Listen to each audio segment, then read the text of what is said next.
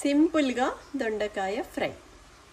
ఒక ప్యాన్ తీసుకున్నా, అందులో నూనె వేసాను. ఇప్పుడు దొండకాయ ముక్కలు వేస్తాను, చూడండి.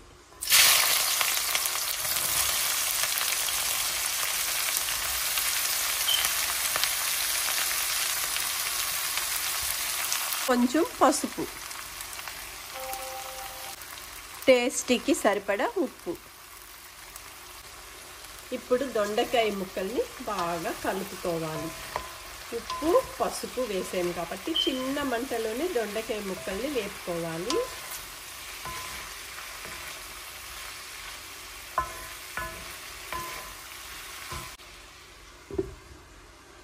ఒకసారి మూత తీసి కలిపేస్తే, ఒకసారి మళ్ళీ ఇలా కలిపేసుకొని చిన్న మంటలో వేగనీయాలి. ఇప్పుడు మూత తీసి చూడండి, చిన్న మంటలో దొండకాయ ముక్కలన్నీ భలే వేగిపోయాయి కదా. ఇప్పుడు దీంట్లో నేను కొంచెం ధనియాల పొడి,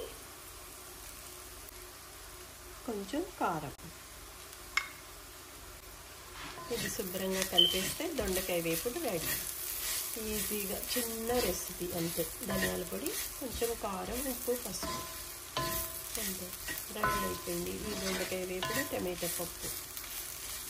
చాలా టేస్టీగా ఉంటుంది, పప్పు చారులో కూడా బాగుంటుంది. చూడండి, దొండకాయ వేపుడు రెడీ.